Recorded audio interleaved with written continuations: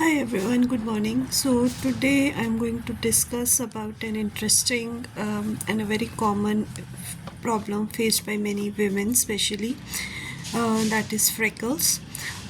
That is also known as lentigo. Now lentigo और freckles का meaning क्या है? बेसिकली ये एक पिन हेड और P size multiple circumscribed macular pigmentations present होती हैं जो यूजुअली फेस या हैंड्स पे देखी जाती है. Freckles they can very from being Oval, हो सकते हैं इरेगुलर या राउंड हो सकते हैं, और ये अक्सर सिमेट्रिकल रहते हैं, यानी कि दोनों साइड्स ऑफ द फेस के चीक्स पे हो सकते हैं या दोनों हैंड्स पे देखे जा सकते हैं. और ये लिमिटेड होते हैं उन पार्ट्स पे जहाँ पे एक्सपोजर रहता है सनलाइट का, जैसे कि फेस हो गया, नेक हो गया, trunk, hands, forearms. So those parts of the body that are exposed to the sun, those are the most common areas that are affected by the freckles. Usually ये येलो, ब्राउन और black colour के होते हैं और they may vary from being very few to many. और usually their appearance जो होती है वो समर्स में देखी जाती हैं, एंड जैसे जैसे विंटर्स अप्रोच होते हैं तो these usually subside by themselves और they usually change after winters. So usually जो पिगमेंटेशंस हैं यूजुअली विद सीजन्स चेंज के साथ they appear more during the summers, and winters में ये अपने आप रिजॉल्व हो जाते हैं कई बार या कम हो जाते हैं. ऑल्सो जो pigmentations that are not influenced by the seasons वो अकर करते हैं उन पार्ट्स पे that are usually covered as well as uncovered parts, and those types of freckles are known as cold freckles. Now lentigo और freckles they can be of two types. either primary type के हो सकते हैं, यानी कि उसके पीछे हमें कोई रीज़न नहीं होता, अचानक से पेशेंट आके बताता है कि हमारे को ये प्रॉब्लम स्टार्ट हो गया है, और उसकी अक्रेंस और रेकरेंस जो है वो विंटर्स में ज़्यादा हो रही बेटर हो जाते हैं और समर्स में बढ़ जाती है. और जो सेकेंडरी होती हैं वो फ्रेकल्स, वो वहाँ उस टाइम पे देखे जाते हैं जब पेशेंट को ऑलरेडी स्किन में डिफरेंट चेंजेस देखे जाते हैं, जैसे कि ज़ीरोडर्मा पिगमेंटोसम एट्रोफी हो रहा है किसी स्किन का, या सिनाइल एक्जिमा, यानी कि बढ़ती उम्र के साथ अगर पेशेंट को कोई स्किन का फ्रेकल्स आने लग जाएं ड्यू टू मीनोपॉज और any other hormonal changes in the body. So in those cases secondary freckles appear.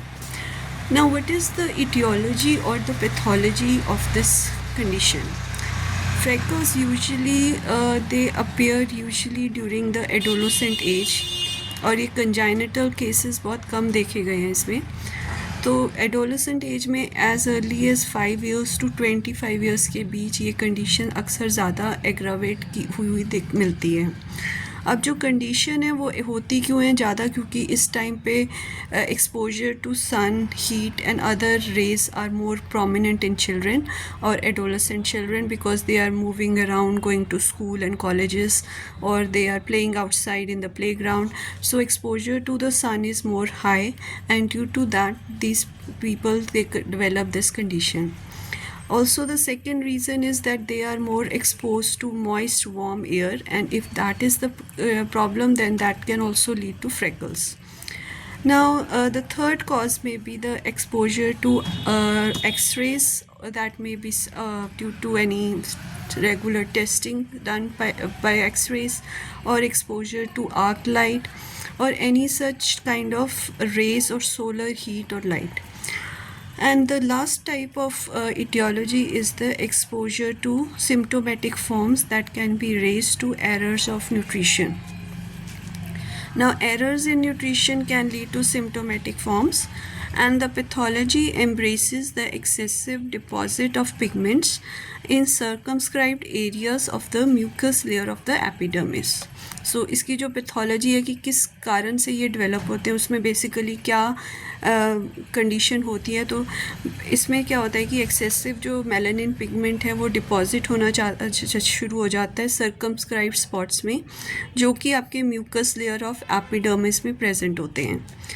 अब how do we diagnose this condition of freckles? Now, the diagnosis can be determined by the appearance of the macules between 5th and 25th year of age usually. उसकी location को देखना पड़ता है कि किस location पे वो हो रहे हैं. उसकी एग्रावेशन समर में है या नहीं है, या विंटर में वो बेटर होते हैं कि नहीं, और वो अगर मल्टीपल एरियाज़ में हो रहे हैं या किसी पर्टिकुलर एरिया में ज़्यादा हो रहे हैं। सो इसके बेसिस पे हम उसका डायग्नोसिस बनाते हैं। Now let's talk about the prognosis and the treatment of this condition. Now the prognosis and treatment is that the recurrence can be expected even after these freckles have been removed. तो either अगर इनका treatment patient ले भी चुका है तो कई बार वो दोबारा से भी रीअकर हो जाते हैं। और इसका कोई जो रिलीफ होता है वो removal of the epidermal cells होते हैं that are containing that melanin pigment. So जो मोस्ट एफिशिएंट एलोपैथिक में ट्रीटमेंट रहता है वो ऑइंटमेंट्स रहती हैं, खास करके मर्क्यूरिक क्लोराइड की ऑइंटमेंट्स दी जाती हैं पेशेंट को, या फिर कुछ केसेस में हाइड्रोजन पेरोक्साइड को डाइल्यूट करके और लैक्टिक एसिड को डाइल्यूट करके उसको अप्लाई करने के लिए दिया जाता है, और कुछ केसेस के अंदर ऑइंटमेंट्स भी लगाने को दी जाती हैं पेशेंट को। अब जो बहुत सीवियर फ्रैकल्स हैं जो कि कोल्ड मंथ्स में ज़्यादा देखे जाते हैं, such as the cold freckles, उनके अंदर सॉलिडिफाइड कार्बन डाइऑक्साइड को यूज़ किया जाता है to provide effective relief. Now with advancing science and technology, now this condition can even be treated cosmetically. That is, the patient can get some laser done, or they can have some other surgeries or facial pigments being used that can remove this condition. But if there is any underlying cause in the body itself, जैसे कि nutritional deficiency करके किसी को हो रहा है, या किसी को मीनोपॉजल एज के कारण ये हो रहे हैं, या मेंस्ट्रुअल इरेगुलरिटीज़ के कारण अगर पेशेंट को ये प्रॉब्लम आ रहा है, या फिर किसी और कारण से ये पेशेंट को प्रॉब्लम बढ़ता है, then in those cases we have to treat the underlying cause, and cosmetic surgery is only temporary relief, it does not give you permanent relief. So इसके अंदर अब अगर हम होम्योपैथिक मेडिसिन्स की बात करें तो we have some very good medicines that can also improve this condition to a very large extent, and if diet and exercise is also followed along with the proper treatment of this condition, then that can be resolved to almost 80 to 90%. जो बहुत severe cases होते हैं उनमें treatment थोड़ा लंबा चलता है, but जो माइल्ड केसेस होते हैं they can be resolve more faster. इसके अंदर जो मेडिसिन्स रहती हैं, these are specially Berberis aquifolium, which is a very good remedy that can be used even as a ointment on the face, especially if the patient has freckles on the cheeks and there is dark pigmentation, और ये जो condition है usually blonde persons और जिनके red hair होते हैं उनमें ज़्यादा देखी जाती है, and this can be treated, but if it is genetical और out of the parents, or there is history in the family, then this cannot be resolved with medicines because there are genes involved in that. So we have to take a complete different approach to the treatment, so we can remove or lower the conditions aggravation factors, but the complete resolve is not possible in such cases. Next जो रहता है इसमें अंदर आता है आपका summers में अगर प्रॉब्लम बढ़ रहा है पेशेंट को, उसके साथ कईयों को एक्ने भी हो जाते हैं, या फिर कुछ केसेस के अंदर पस फॉर्मेशन होने लग जाती है एक्ने के अंदर। सो उन केसेस में अगर फ्रैकल्स के साथ एक्ने भी देखने को मिल रहे हैं और पेशेंट को अपने आप को बुरा फील होता है, so we have to take the complete symptom of the patient, there what they think about that condition, what are the aggravating factors they are having. So all these things have to be considered, and once that is taken into account, then we give the medicine accordingly. But symptomatic relief can be obtained by medicines such as Berberis equifolium, Berberis vulgaris. अगर acne के साथ पस्पी formation है तब उसमें ये excellent remedy है। Then some conditions जिसमें कि और कुछ उस पेशेंट को पैथोलॉजी है, लाइक लिवर प्रॉब्लम है या कोई और कंडीशन है जिससे ये प्रॉब्लम बढ़ रहा है, देन पेशेंट को उसके accordingly we have to give the medicine. So that was the short description about the patient's problems and what they indicate, and what if they are having any other problems, any pathological problems, then we have to rectify those and automatically these freckles will resolve with time.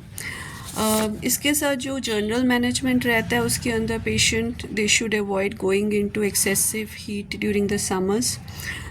They should protect their face by wearing hats or some protective veil over the face, and that will help in resolving the issue to some extent. However, sunscreens and other lotions are usually not recommended because those only get more problematic with later on, because the skin pores they get blocked with the sunscreen, and then that can actually cause more aggravation later on, because the blocked pores they can get develop into acne eventually. They may result in formation of pus, and the skin may become more darker or blacker in color.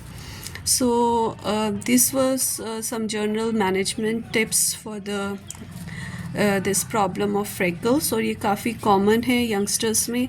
So anyone who wants the treatment should consult a physician and only then take the treatment.